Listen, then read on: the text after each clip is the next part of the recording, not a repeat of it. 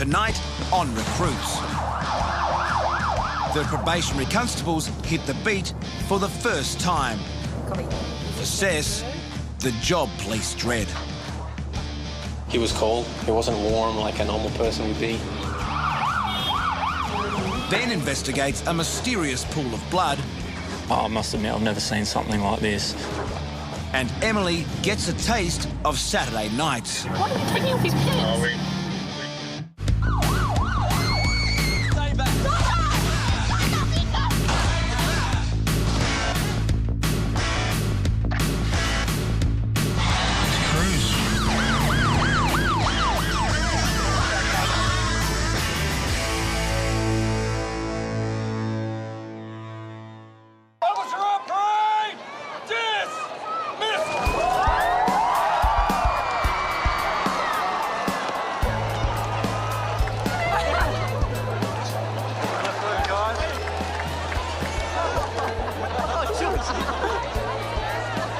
I'm so happy. I'm so proud of him. You know what to expect, but yeah, your heart just lifts and you're just so proud. It's hard to grasp, but, you know, it'll probably even take me a bit longer for it all to hit me, I think. Within 48 hours of graduating, the new probationary constables have begun work in some of Australia's toughest beats. George reports for duty on his first day. I am trying to get ready to get down in time because I've got about 5 minutes and I'm going to get in trouble if I'm late. For the next 3 years, he'll be stationed at Flemington in Sydney's west. George is teamed up with Field Training Officer, leading Senior Constable Leah Gregg and Probationary Constable Ryan Partridge. This is one of our worst streets in our patrol. Years ago, Ambos and Forries wouldn't even come down here without a police escort. Now we generally come down here, no worries, but we generally bring more than one car with us when we come. 8 months of training has prepared him for the worst. Flemington 35 off in 4th Avenue. Nice. Today, it's a suspicious balaclava, possibly thrown from a car. We heard sirens last night, so maybe... Maybe. Can you just go to the car and grab out a pair of latex gloves and a field exhibit bag? Because please? we've got the block-out shutters, she saw light go through, so whether the person had a torch or not, I don't know. Can we just grab it there? Yeah, just pick it up and put it straight in the bag. Take it back to the station and preserve it for print. Not really sure what it's in relation to at this stage, but if we need to get any sort of statements or anything off you, we'll be in contact. I picked up my first piece of evidence. When you're in the uniform, people will look at you and stare, and you're not sure what they're staring at straight away, so you sort of, for a second, go, oh, what are you looking at? And then you go, oh, that's right. George gets his first introduction to the mountain of paperwork. Press enter. Until there's a code red. There's been a serious accident on the highway.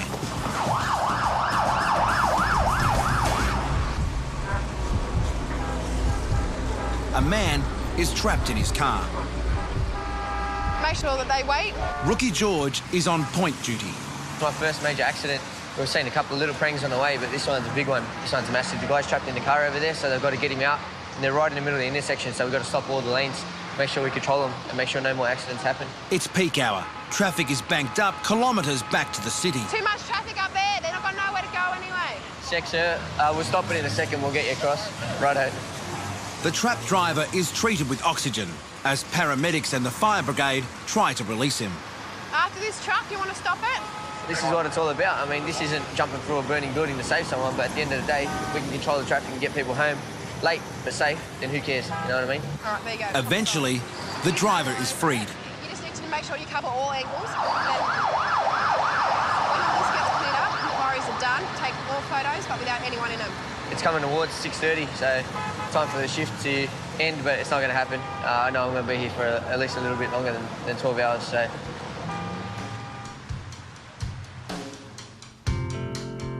On the outskirts of Sydney, at Green Valley Command, Sess is starting his very first shift as a police officer. Got a picture of Joe, Bunny. So yeah, that's my locker. It's not going to be an easy job. If it was easy, everyone would do it. And to be here wearing this uniform, it's a dream come true. As a probationary constable, Sess is riding 3 up with Senior Constable Kate Craven and Stuart Lonsdale.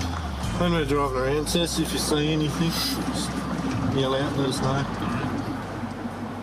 Their first call is to Liverpool Hospital. Have you got your folder? Sess is about to face something he's never confronted before.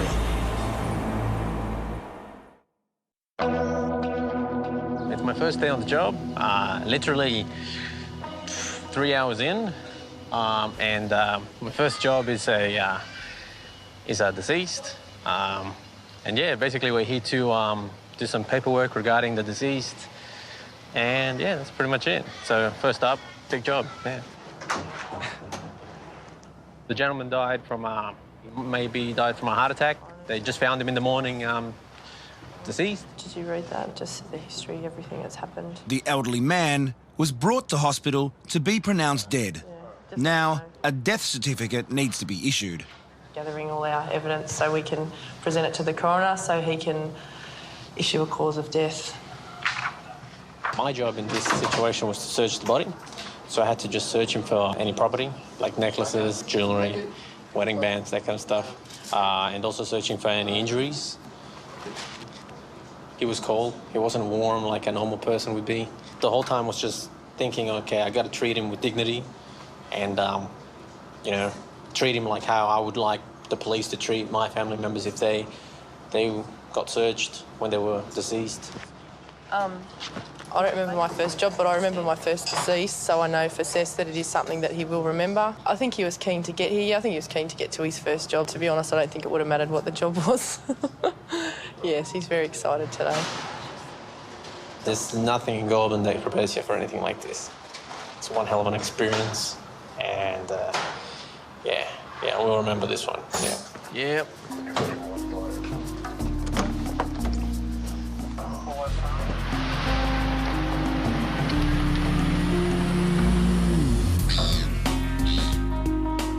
It's a great family area. It's a beautiful spot to live. Michael's looked forward to starting work in hometown Port Macquarie on the north coast of New South Wales. It's the beginning of his first 12-hour night shift. I finish at 6 o'clock in the morning, so it should be a big night, I think, tonight. We've got a lot of flooding around still, a lot of rain. I think the natives will be a little bit restless tonight, so it should be a big night. The last thing Lee says when I walk out the door is, be careful, make sure you come home. Everybody's lined up at the front door, so he kisses everybody goodbye, and it's one of those occupations where anything can happen during the night. So I've got to make sure that when I walk out the door, everybody knows how much you love them, and yeah. High tide is expected to be around about in another hour's time. Michael's partnered with officers Brian Carney and Kirsten Rafter. We'll have to close the road because the water is getting deeper. Port Macquarie has been deluged with rain. As the Hastings River floods, cars are getting stranded. They can bring barricades so we can actually close the road. You have to call my mum. Michael's patrol is assigned to stop drivers heading into danger. So we've got a rising tide, rising waters. The river's not expected to peak until around about 2:30 in the morning, so we're still at a high tide, which will last a couple of hours. Yeah, the road's closed. It's got too much water over the road, so you can just go down Chuckayui and head back down to the donut. No problem. Just go to Chuckayui and go back the other way. We've got water across the road. It's getting fairly deep. A lot of debris. Very dark out here, and they hit the water, hit the debris, and they're in a bit of trouble. How you going? I'm happy being out here. Hey, after watching me run during PT, I don't care if it snows. Just go up and see. But even straightforward policing has its dangers. People come round a bend, they see flashing lights, and they panic. So, you know, it's a bit dodgy for us too. We might get skittled by a car. I personally know a couple of guys that have been knocked down doing this exact same thing. Now we've got the RTA turning up, so they've put up signs to block the road so we can go and do our other bits and pieces we've got to do tonight. It's been an experience getting out here in the rain and doing what we're supposed to be doing. Oh, my hair's gone all curly because it got wet. Sorry, I've got a comb wool on. Style it away. With the road now closed, they head off to the next job. Till 29, till 20 for a couple of calls in relation to a domestic. But on the way, the night takes a U-turn. Two been belted, Yeah, it's got broken nose. Who belted you, mate? These blokes up here. Which one? All right? Them ones up there running. Who belted you, mate? These blokes up here. On the north coast of New South Wales, Michael's on his first night shift. Them ones up there running. There's been trouble outside the local kebab shop. You go get them, I'll bring them in. I'll get some details. 4:35. So I'll go deal with it. Two men have been fighting with another group and come off second best. Just shut your mouth for a minute. We need to know what happened first. I will stand there and talk to someone. You go and get them, and I will stand there and talk to someone. The other men involved in the fight have fled. I really don't like your profession. Well, Michael's patrol attempts to unravel what happened. Where's your mate gone? Down the road, has he? So you just come up for a kebab and they just start smashing you? Or? No, I didn't have a kebab. I don't know, mate. Something was said, next thing I know. It's on. Yeah. I have been assaulted, okay? I have witnesses. If you don't go and get them, I ain't giving you nothing.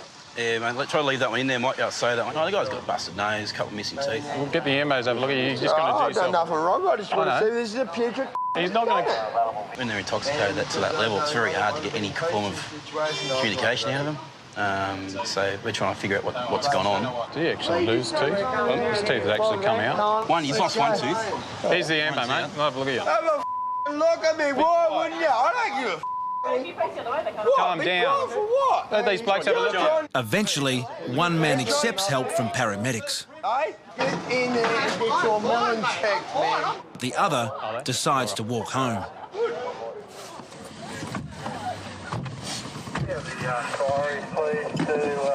But it isn't long before there's a complaint from a member of the public. The guy up there being a pain in the arse, he just came and picked our pot plant open. The guy in the pink singlet? Yeah, he was yelling at all those kids up there. Yeah, he's just been snotted in town. Do you want to take action for that? It's only a pot plant. How far is home for you? You want a lift? No, I've just been accused of assault, followed by young bastards, and you didn't want to nothing about it. You need to keep going. You need to go home. The 8 young blokes follow me. They were abusing me when I kicked the pot plant, okay? I don't need to be harassed. I come down to get pissed. I'm going home. All right. All right? So you go that way and we won't see you again. Yeah, you won't. You argue with him all night. 1 minute we'll stand in a flood and next minute the guy's holding his tooth in the main street. You don't know what's going to happen in a shift. When you go home after your 12 hours, you do know that you've just worked 12 hours. You're in and out the truck so many times and you're carrying about 8 or 9 kilo. When you get home, you do feel it. You do sleep well when you get home.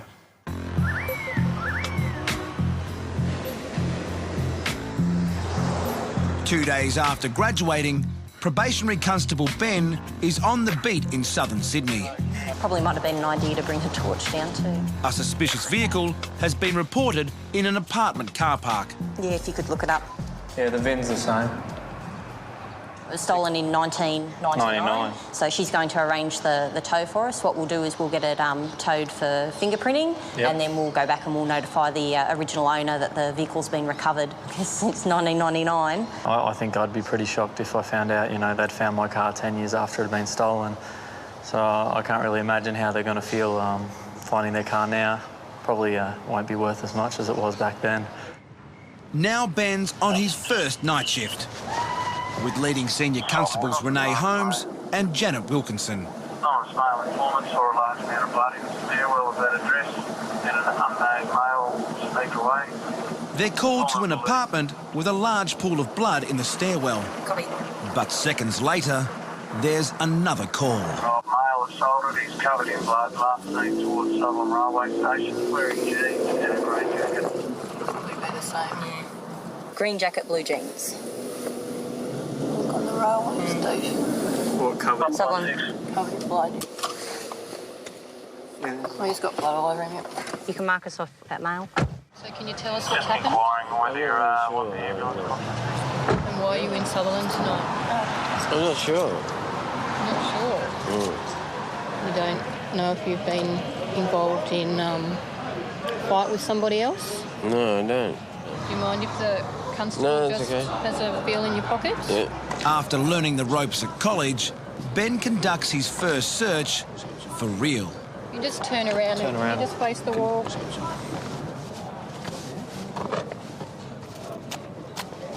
So just shrapnel.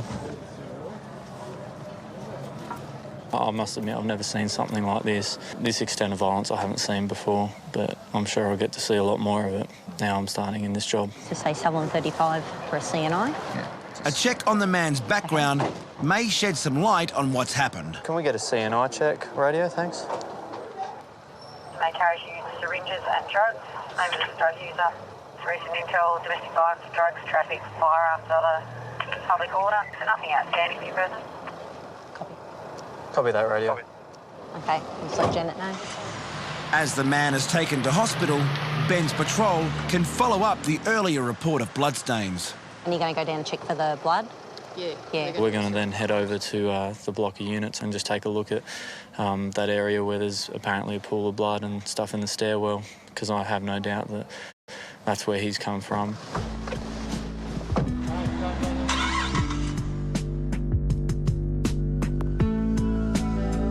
Across the city, in Sydney's eastern beaches, probationary constable Emily is also on her first Saturday night shift.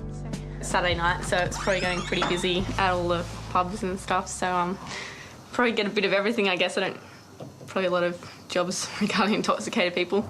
Tonight, she's under the guidance of Senior Constable Paul Askell and Constable Danielle Rogers. Every time I get to go to something cool, you hear a quick job on the radio, you want to go there, see what's happening, and yeah, it's really exciting, so yeah, I love it. Police and beaches cutting to attend the Woodlands, Anzac Parade, Aruba. As they arrive, Why are you taking off his pants? We queue up if you want up and Emily's patrol has spotted a teenager mooning at a bus stop. Why are you taking off his pants? Quick question, why are you flashing all the cars that drive past? Flashing the cars? You dropped your DAX at the bus stop. I didn't drop... I swear I didn't drop my DAX. You took them off. My DAX? Yeah. I swear I didn't... You had your pants down, flashing the cars they went past, and then you dropped them all the way down to your ankles. I swear I did not drop... I did anything but that. Yeah. You got ID on you? I swear I don't have... Does that have any pockets? Dress up party or? Yeah. As the boy's bag is searched, Emily puts her college training to good use. Tango, Romeo, India, Charlie, Kilo. Honestly, I was not dropping my DAX. Okay.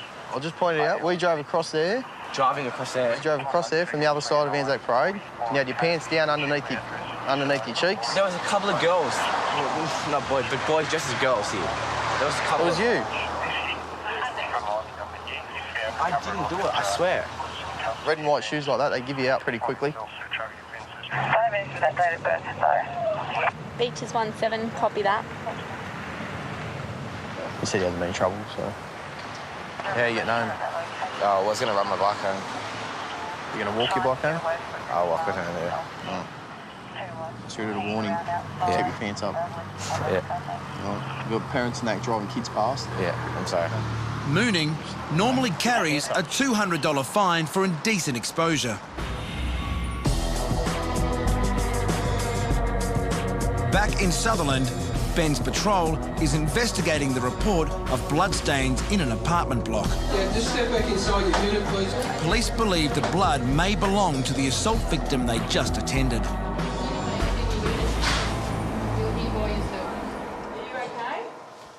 While a woman is questioned, police search for any other occupants. You in here? Whereabouts are you, Jen? He's in there, is he? Just stay there. Stay there. Who else has been in your unit tonight? No, that's friggin' tobacco. No, it's not tobacco, it's blood. Don't Jeez, touch it. You're an arsehole. Just Let me sit just down. chuck some water over and let it soak. No, you won't be touching it. These are all unbelievable. Can you just stay seated for us? Just for, Yeah, just for I'm now. lifting this up. No, don't worry about that. Don't worry about that. Can you just sit down? Stay sitting. I'll just get you to stay sitting for me. A man hiding in the back room is suspected of being involved in the assault and taken into custody. What choice have we got? Annie? You're just gonna have to say the two blokes started in here like I told them the truth. I said I don't know the bloke. I just need you to lift your feet up for me so that we can see underneath the soles of your feet. Yeah, there was blood on the soles of his feet, and I'm assuming he's tried to clean up the blood in the hallway because there was Looks like we had a report that there was a pool of blood, and it looks like it's all been wiped down or tried to be, and I'm assuming that he's come down and tried to wipe it up with a towel or something, and the blood's got all over the bottom of his feet. Applying his college training, Ben establishes a crime scene. We're going to take one of the females from the unit back to the station just so that we can get a version from her what's happened. We've got another crew at the hospital checking on the victim and his injuries just to see how serious they are. Tuck your head. The man was later charged with grievous bodily harm Tuck your head. and may face a lengthy prison sentence. Okay, Ian. I think this is definitely one of the first learning curves of what will be many, I'm sure. This is a lot more realistic than Goulburn. We're not dealing with mannequins anymore. I think leaves the tomato sauce for dead. Help me, please! He's in the bathroom! Well, I'm only 21 and there's a lot that you just learn when you get out on the street. Yeah, Flemington 35, just wondering if we could get a soccer down at our location. I feel like a cop, but it's all still sinking in. I learned at the academy, but I got to start again here. There's moments in the day where I sit there and I go, fire out, it's the real deal. What are you going to do, huh? I can't do it. Do you have any sharps on you that could harm me? Get back! You feel different once you're in the uniform. I guess you feel more confident. I can see myself being in this job for a long time. Little jobs, big jobs. I'm just happy to be out here. I'm just happy to be out from Goulburn. How about we come over and see him? You don't know what's going to be behind the closed door. You just got to keep your wits about you. I'm living the dream, which is awesome. Get back! Good. Like every job, I'm sure it's going to have its ups and downs, but I can definitely see myself doing this for the next 50 years if I survive it. Got thrown in the deep end, fantastic. No joke, best job in the world, hands down.